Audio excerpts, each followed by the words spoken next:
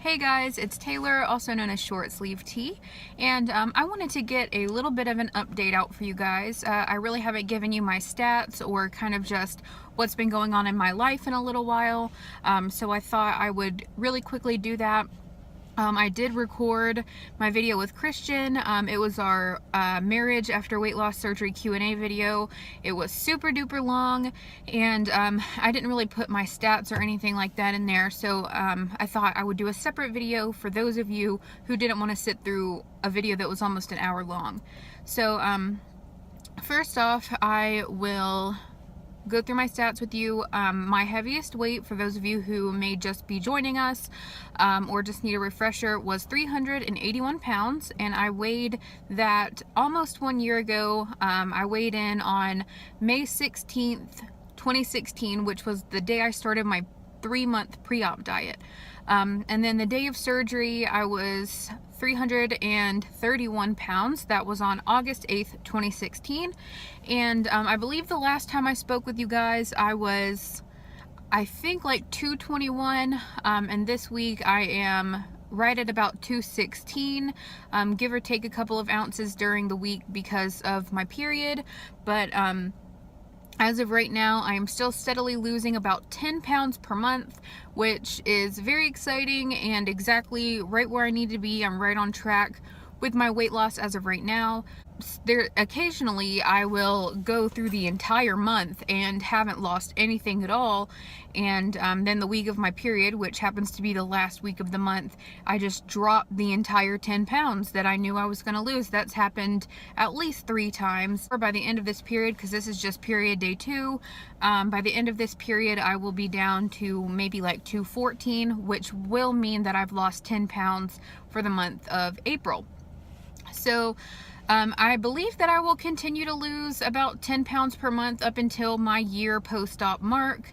If that is the case, let's see, May, June, July, August, that's about 35 or so pounds more than this. So I guess I'll probably be down to about 181, which will be 200 pounds since May 16th, 2016. So 200 pounds total since pre-op, 150 total since surgery. That is pretty exciting. There are some days when body dysmorphia will take over and I feel like I haven't lost. For example, I was taking a bath the other day and I was kind of laying flat in the bathtub, and then I looked down and saw my stomach, and I felt like it was the same stomach I had been looking at for my entire life. Which I know it is the same stomach I've always been looking at, but it didn't really look any different than how it looked a year ago, I guess. Which, you know, whatever on that. I know it does look different in the eyes of others, but to me sometimes it doesn't. And there are definitely little things about my body that I still dislike. For example, this is actually like loose skin on my neck. I don't know if you can see.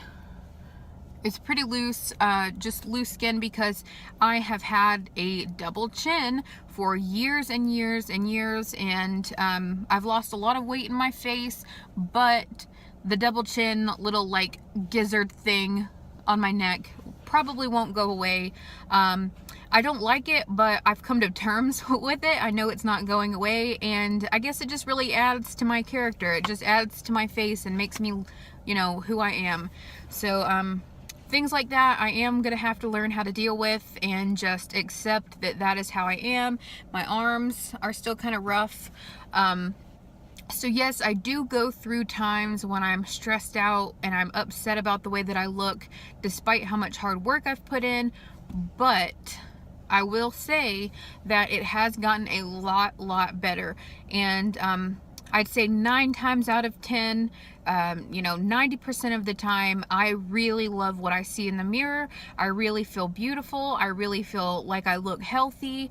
I feel like I can see all of that hard work I've put in, but there is that, you know, 10% of the time when I will think, wow, I look like, you know, like a deflated balloon, or I don't know, like a bag of potatoes or something. I don't know. But yeah, that does happen, and I don't want to get kind of too ranty about that because that could be a whole nother topic for another day, but I will just kind of mention kind of what's been going on in my life lately. So I have a lot of trips that I'm going on in the next month, the month of May. Here this weekend, me and Christian are leaving to go on vacation. We're calling it a daycation because we're just leaving on, let's see, Sunday night, and we're coming back on Monday night. Luckily for us, we're leaving Sunday morning. So we'll be there all day Sunday, all day Monday. We'll come back Monday night. Luckily for us, the beach is only about 4 hours away from our house. So we get up early on Sunday. We have the whole day at the beach, and we're going on a dolphin tour, and we're just going to kind of enjoy the scenery and the history of Savannah. If you guys have ever heard of Savannah, Georgia, I've been there a couple of times, and it's one of my favorite places to go. Lots of history, lots of really good places to eat, lots of beautiful views, landscapes, tons of really pretty cemeteries, things like that. You should definitely check it out if you ever get the chance. So we are going to Savannah at the end of this month, so just 3 or 4 days from now, and then at the end of May, we are going to Pennsylvania for 3 days. My uncle is getting married.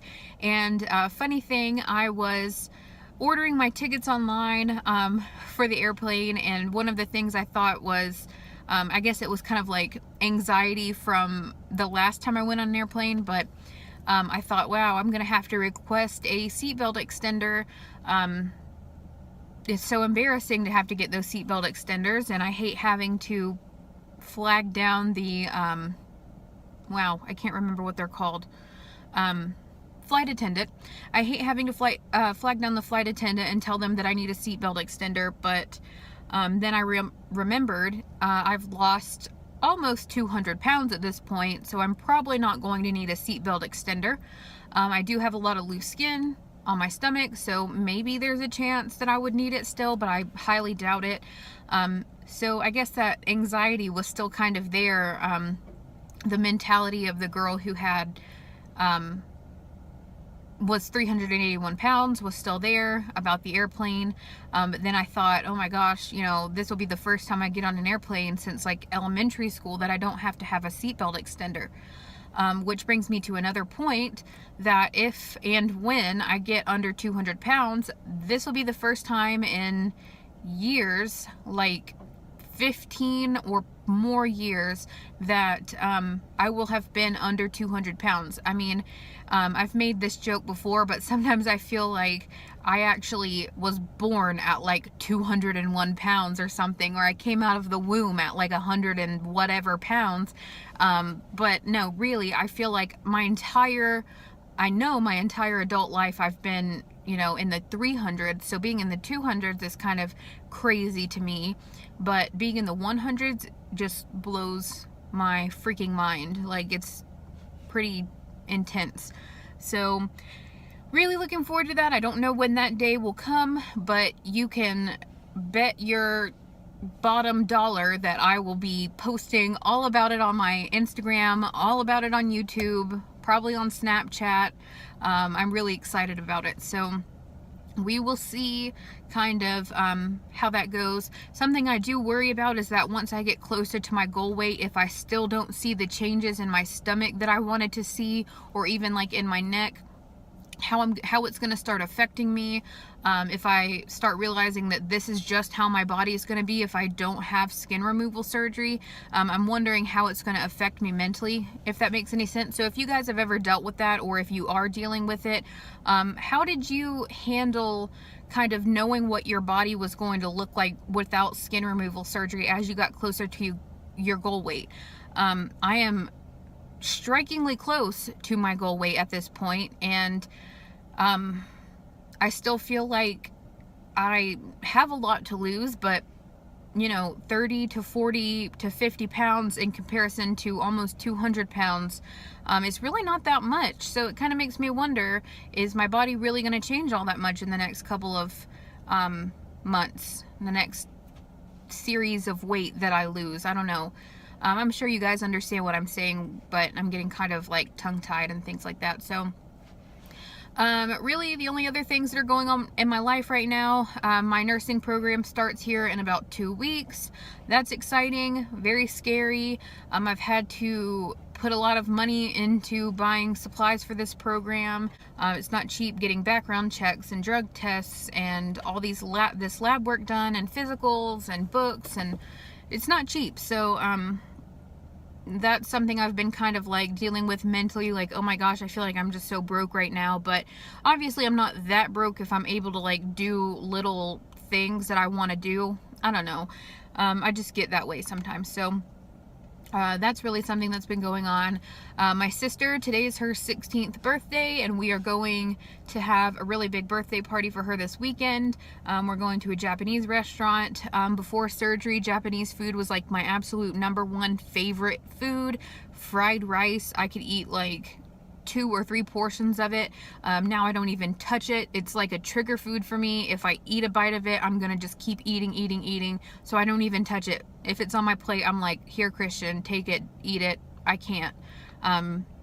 Some people say trigger foods are not like a real thing, but no, they're real, and fried rice is like my trigger food. I can't just eat one bite. So yeah, let me think if I missed anything. I talked about Elena's birthday, vacation, school. I have been dealing with a little bit of depersonalization. I talked about that on my Instagram just a tiny little bit, but I had some weird series of events happen over the last couple of weeks, kind of just in my personal life, and I hadn't really felt the same since. Actually, today is really the first day I'm starting to feel kind of back to my normal self. I went and got a pedicure this morning, and before I did that, I went and I put on some makeup and I fixed my hair. I actually have it pulled up right now, but I'll actually show you guys how long it's getting. It's getting really long. That's exciting. I have always wanted my hair to be long, and I thought about putting some blonde in my hair, but I was thinking this morning, like, you know, I haven't dyed my hair in close to 6 weeks now, so I don't really want to self-sabotage just because I haven't dyed my hair in a long time. So I'm not going to, I don't think I'm going to put any blonde in it right now. What do you guys think? Would, like, you know, like ombre or balayage or whatever. I don't think I'm really going to do ombre, but maybe just like a couple highlights at the front of my face. Just something different, I guess. But yeah, that's pretty much it. And at this point, I'm just kind of ranting and rambling and things like that. So, I don't have a whole lot to mention, as of now. Actually, I will show you guys something. I went to the store and bought my sister some cupcakes for her birthday, and I actually made sure that I had enlightened ice cream at home so that I wouldn't touch the cupcakes. So it's pretty impressive that my mind is in the mindset that it is right now. A lot of people, after having this surgery, their minds will change, their taste buds will change, and I don't know, I'm lucky, I guess. I'm lucky that this surgery has done what it has for me. I feel like it's kind of saved me in a lot of ways. It's kind of helped me cope with things better and just be a better person in general for myself, for my husband, for my family, things like that. So yeah, that's really it for this video. I'm gonna let you guys go now. I will be posting videos coming up very soon. I have been in the mindset of really wanting to do more videos lately, and I've been posting just random things, so I hope you guys do enjoy the little things that I post, like my dressing room video and things like that. But the videos will keep coming. I haven't stopped. I won't stop when I start my program, and I will talk to you guys again very, very soon. I hope you guys have a great week, and if anybody else is going on vacation coming up, hope you have a lot of fun. Just remember that one bad food does not define you. It's not going to kill you to have, you know, one thing that you really enjoy. Just make sure you do it in moderation and don't continue, you know, if it's a trigger food. So I'll talk to you guys again soon. Bye.